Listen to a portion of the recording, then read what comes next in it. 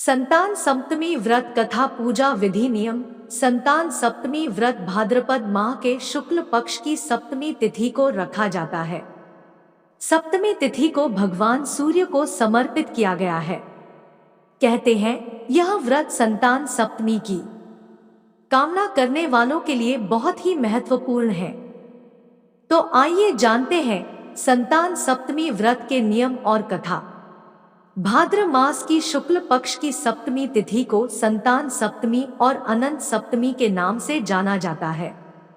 भविष्य पुराण में बताया गया है कि सप्तमी तिथि भगवान सूर्य को समर्पित है।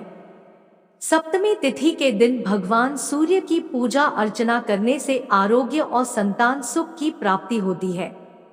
भविष्य पुराण में बताया गया है कि भगवान सूर्य की अष्टदल बनाकर उनकी पूजा करें, भगवान को घी का दीप दिखाएं और लाल फूल अगर लाल कनेर का फूल मिल जाए तो यह और भी उत्तम फलदायी होगा।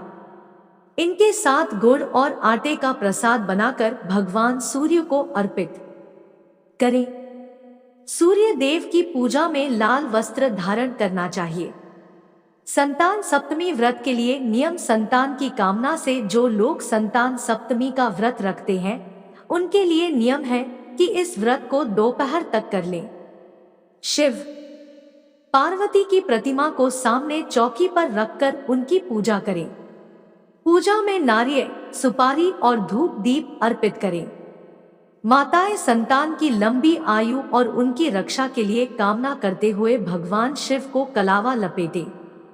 कलावा को बाद में संतान की कलाई में लपेट दें। संतान सप्तमी व्रत की कथा। संतान सप्तमी व्रत संतान सुख प्रदान करने वाला व्रत है। इस व्रत से संतान को आरोग्य और दीर्घायु की प्राप्ति होती है। भगवान श्री कृष्ण ने एक बार पांडु पुत्र युधिष्ठिर को भाद्र मास की शुक्ल पक्ष की सप्तमी तिथि के महत्व को बताते हुए कहा था कि इस दिन व्रत करके सूर्य देव और लक्ष्मी नारायण की पूजा करने से संतान की प्राप्ति होती है। भगवान ने बताया कि इनकी माता देवकी के पुत्रों को कंस जन्म लेते ही मार देता था। लोमश ऋषि ने माता देवकी को तब संतान सप्तमी व्रत के बारे में बताया।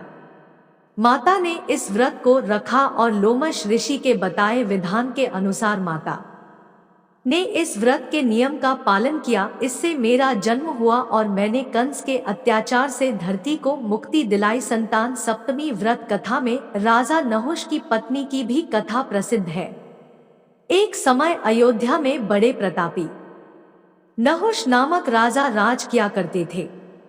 राजा की पत्नी का नाम चंद्रमुखी था, जिनकी एक प्रिय सहेली थी रूपमती। एक बार रानी चंद्रमुखी अपनी सहेली के साथ सरयू तट पर स्नान करने गई तो वहां उन्होंने देखा कि बहुत सी महिलाएं संतान सप्तमी व्रत का पूजन कर रही थी। रानी अपनी सहेली के साथ वहां बैठकर संतान सप्तमी व्रत पूजन देखने लगी। उन्होंने भी निश्चय किया कि संतान प्राप्ति के लिए वह भी इस व्रत को रखा करेंगी, लेकिन समय अंतराल में वह भूल गई। समय का चक्र चलता रहा और रानी और उनकी सहेली देह त्याग कर परलोक चली गई। फिर इनका पशु समेत अनेक योनियों में जन्म हुआ और फिर उन्होंने अपने कर्मफल से मनुष्य शरीर प्राप्त किया। रानी चंद्रमुखी ईश्वरी नामक राजकन्या हुई और उनकी सहेली रूपमती ब्राह्मण की कन्या हुई।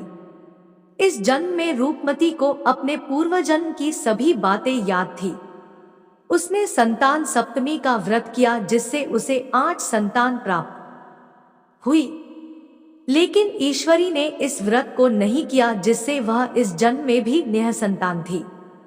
रूमती के पुत्रों को देखकर ईश्वरी को जलन होती थी और उसने कई बार उन्हें मारने का प्रयास किया, लेकिन वह असफल रही।